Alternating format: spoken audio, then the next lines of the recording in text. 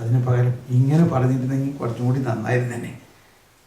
Oh I am sorry, I understand that now. മനസ്സിലാവുന്നുണ്ടോ? അപ്പം ഇത് ജ്ഞാനത്തിൻ്റെ പ്രവർത്തനമാണ്. ജ്ഞാനത്തിലൂടെ മാത്രമേ നമുക്ക് ആ ടൈമിന് ഒരു 10 സെക്കൻഡ് നമ്മളവിടെ കോപിക്കാണ്ട് പിടിച്ചു നിൽക്കാൻ പറ്റിയാൽ മതി. 10 സെക്കൻഡ്സ്. അപ്പോൾ ഉടനെ റിയാക്ട് ചെയ്യരുത്. Every action has its own reaction, but there is another action which controls the reaction. That is God's action. അപ്പോൾ ദൈവാത്മാവ് നമ്മളിലേക്ക് തരുന്നത് ക്ഷമിക്കുക,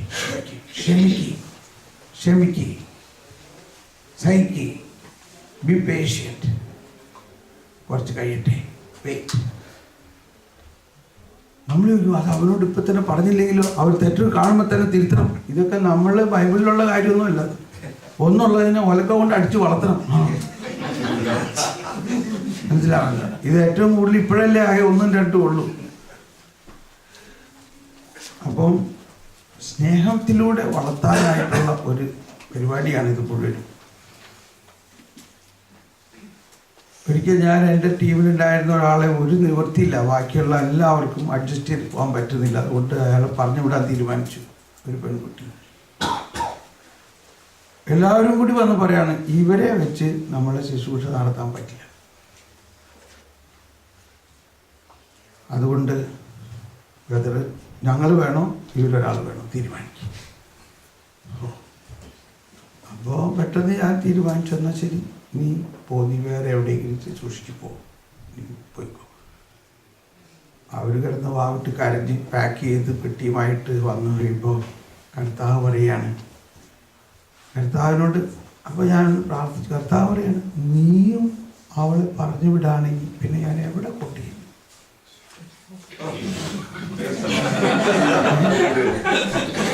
ഇനിയും അവളെ പറഞ്ഞു വിടുകയാണെങ്കിൽ ഞാൻ അപ്പം ഇത് എൻ്റെ ഒരു ലാസ്റ്റ് റെമഡി ആയിട്ടാണ് ഈ വിശുദ്ധീകരണ ധ്യാനം നടത്തുന്ന തോമസ് പോളിൻ്റെ അടുത്തേക്ക് പറഞ്ഞു വിട്ടേക്കണത്. നീയും അവളെ പറഞ്ഞു വിടുകയാണെങ്കിൽ ഞാൻ പിന്നെ എവിടെ അവളെ കൊണ്ടുപോകും? അപ്പോഴേക്കും അവൾ അതിൻ്റെ അടുത്തേക്ക് എത്തിക്കഴിഞ്ഞു, ഗേറ്റിൻ്റെ അടുത്ത്. ഞാൻ കുറേ ഓടി ചെന്നിട്ട് സ്റ്റോപ്പ് ഞാൻ ആ പെട്ടി വാങ്ങി വീണ്ടും അകത്തേക്ക് കൊണ്ടുവന്നു. ഇവിടെ തന്നെ എന്നിട്ട് ഞാൻ ആൾക്കാരെല്ലാം വിളിച്ചിട്ട് പറഞ്ഞിട്ടുണ്ടോ, കർത്താവ് ഇങ്ങനെ പറയണം. എന്നിട്ട് അടുത്ത വചനമാണ്, സ്നേഹം എല്ലാം സഹിക്കുന്നു. സ്നേഹം അതോടെ അത് 7. സ്നേഹം സകലതും സഹിക്കുന്നു. സ്നേഹം സകലതും വിശ്വസിക്കുന്നു. സ്നേഹം സകലതും പ്രത്യാശിക്കുന്നു. സ്നേഹം സകലത്തെയും അതിജീവിക്കുന്നു. സ്നേഹം ഒരിക്കലും അവസാനിക്കുന്നില്ല. Love accept everything, love endures everything, love believes everything. അപ്പോൾ ഇത് ഭയങ്കര ഒരു സൂപ്പർ നാച്ചുറൽ പരിപാടിയാണ്. നമ്മൾ സാധാരണഗതിയിൽ ആരും ഇത് സമ്മതിക്കില്ല. But the supernatural എന്ന് പറയുന്നത്, God has filled us with a supernatural love. God loves us not because we are holy ones. God loves us even as we are the terrible persons. Even if we are the terrible persons, disobedient persons, untrustworthy persons, unbelieving person, a wretched sinner, still God accepts us. God's love accepts everything. അപ്പോൾ എൻ്റെ ശുശ്രൂഷയിൽ വരുന്ന പലരും ഒരുപാട് പ്രശ്നങ്ങൾ കഴിഞ്ഞിട്ട് വന്നവരാണ്. ഞാൻ ആരെയും ഒരു ഇൻ്റർവ്യൂ ചെയ്യാറില്ല. കർത്താവ് വിളിച്ചവരാണെങ്കിൽ പ്രശ്നങ്ങൾ ഒരുപാടുണ്ടായിട്ടുണ്ടെങ്കിൽ then you are the right person. കാരണം അപ്പോൾ ആ പ്രശ്നങ്ങളുടെ ദുഃഖവെള്ളിയാഴ്ച കഴിഞ്ഞു, ഇനി അടുത്തത് ഉയർപ്പാണ്. എന്താണല്ലോ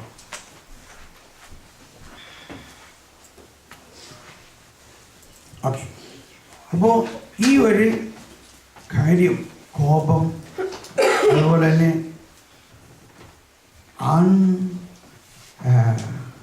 ഇങ്ങനെയുള്ള സിറ്റുവേഷനുകളെ അക്സെപ്റ്റ് ചെയ്യാൻ, അതിലാണ് പുണ്യം, അതിലാണ് ദൈവത്തിൻ്റെ കൃപ.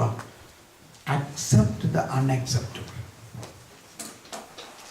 Accept the unacceptable. അതെല്ലാവരും പറഞ്ഞേ, അക്സെപ്റ്റ് ദ അൺഅക്സെപ്റ്റബിൾ.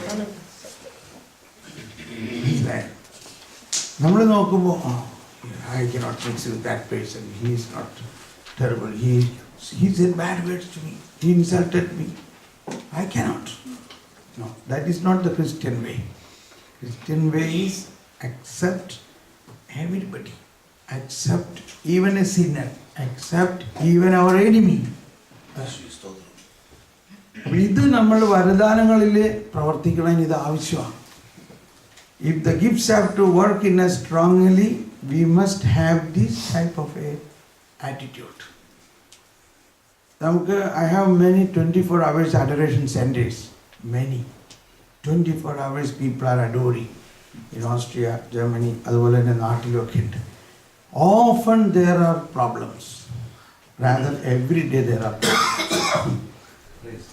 അപ്പോൾ വേറെ ആൾക്കാർ വിളിച്ചു പറയുന്നു, ഇപ്പോൾ നിൻ്റെ പ്രാർത്ഥനക്കാർ ശരിയല്ല, അവരങ്ങനെയാണ് ഇങ്ങനെയാണ്, അവരങ്ങനെ ചെയ്യണം ഇങ്ങനെ ചെയ്യണം, അവർ ചെയ്യുന്നത് തെറ്റാണ്.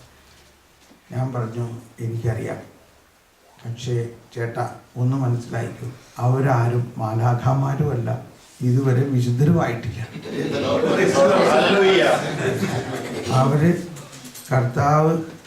കർത്താവ് ഇഷ്ടപ്പെടുന്ന പാപികളാണ് ഞങ്ങളെല്ലാവരും. എല്ലാവരും ധാരാളം കുറവുകളുള്ളവരാണ്. എല്ലാവരും ഒരുപാട് പൊട്ടും പുള്ളിയും ഉള്ളവരാണ്.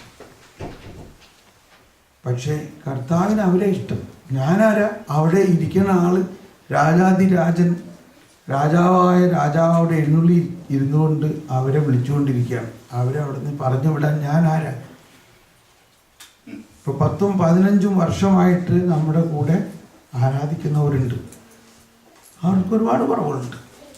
But I accept it because he accept it. അപ്പം നമ്മുടെ ടീമിലുള്ളവരെല്ലാവരും നമ്മളായിരിക്കുന്ന അവസ്ഥയിൽ അക്സെപ്റ്റ് ചെയ്യും. ഞാൻ ആരെയും പറഞ്ഞു വിട്ടിട്ടില്ല.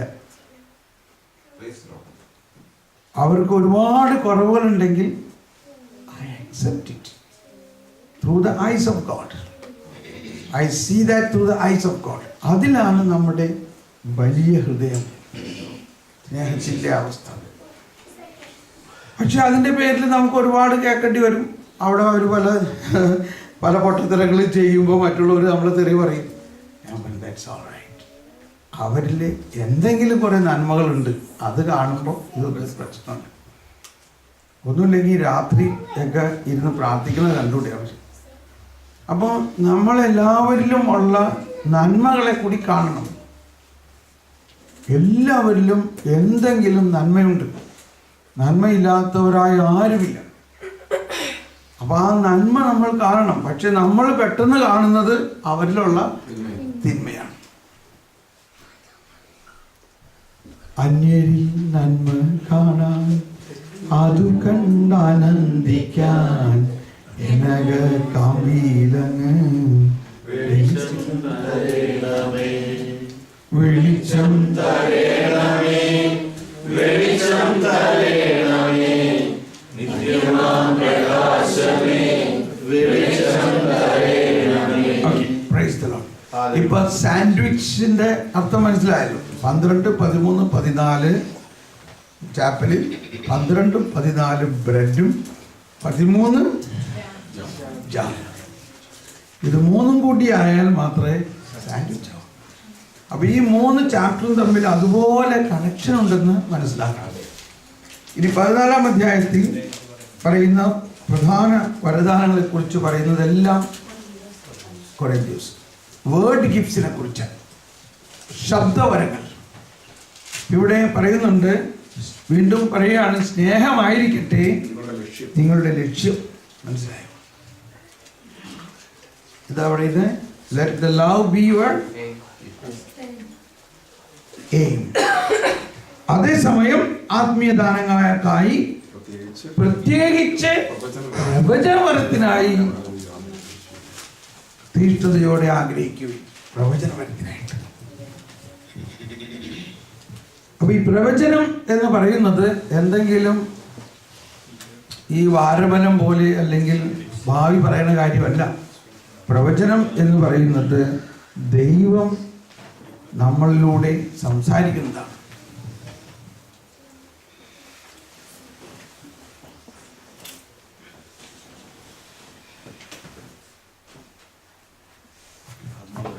ദൈവം നമ്മളിലൂടെ സംസാരിക്കുന്നു. നമ്മൾ ദൈവത്തിൻ്റെ ഒരു മൗത്ത് പീസായിട്ട് സംസാരിക്കുന്നു. ദൈവത്തിന് ഈ പ്രപഞ്ചത്തിൽ എന്തെങ്കിലും ഒരു കാര്യം ചെയ്യണമെന്നുണ്ടെങ്കിൽ അത് ആരംഭിക്കുന്നത് വചനത്തിലൂടെയാണ്, ദൈവത്തിൻ്റെ വാക്കുകളിലൂടെയാണ്. ആ വാക്കുകൾ നമ്മളിലൂടെ പുറത്തേക്ക് കൊണ്ടുവരികയാണ്. അതാണ് പ്രവചനം. John chapter 14:10. John chapter 14:10 says, when I speak, it's not I speak, but the Lord, but God, the Father who is dwelling in me. Dwelling in me? Is he speaking? വായിച്ചത് 14:10. ഞാൻ പിതാവിലും പിതാവ് എന്നിലുമാണെന്ന് നീ വിശ്വസിക്കുന്നില്ലേ? Yeah. ഞാൻ നിങ്ങളോട് പറയുന്ന വാക്കുകൾ സ്വമേധയാ പറയുന്നതല്ല. ഞാൻ സ്വമേധയാ പറയുന്നതല്ല. പ്രത്യുത ശ്രദ്ധിക്കണം. എന്നിൽ വസിക്കുന്ന പിതാവ്. സ്റ്റോപ്പ്. ഇത്രയും വരെ വായിക്കുമ്പോൾ നമ്മൾ വിചാരിക്കുന്നത് എന്നിൽ വസിക്കുന്ന പിതാവാണ് സംസാരിക്കുന്നതെന്നാണ്, ഇല്ലേ? പക്ഷെ എന്താ അവിടെ എഴുതിയിരിക്കുന്നത്? എന്നിൽ വസിക്കുന്ന പിതാവ് തന്റെ പ്രവൃത്തി ചെയ്യുകയാണ്. Father who dwells in me is doing his works. When I speak, ദൈവം നമ്മുടെ ഹൃദയത്തിലിരുന്ന് സംസാരിക്കുമ്പോൾ, ദൈവം സംസാരിക്കുമ്പോൾ, അതാണ് പ്രവചനം.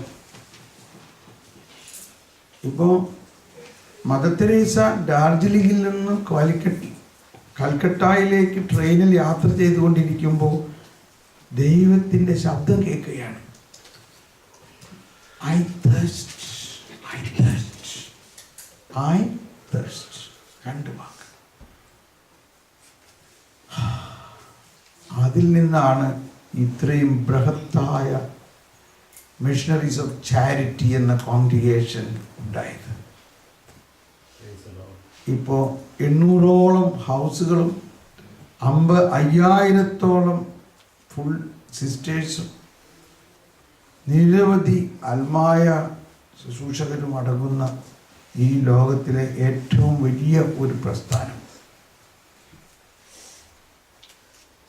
ദൈവം പറഞ്ഞു, നീ ലോകത്തെ കീഴടക്കും എന്ന് പറഞ്ഞ വചനം പൂർത്തിയാക്കിക്കൊണ്ട് മദർ തെരേസ മരിച്ചപ്പോൾ ഈ ഭാരത സർക്കാർ ഒരു നോൺ മെജോറിറ്റി ആയ, അതായത് ക്രൈസ്തവ മെജോറിറ്റി ഇല്ലാത്ത ഒരു സർക്കാർ,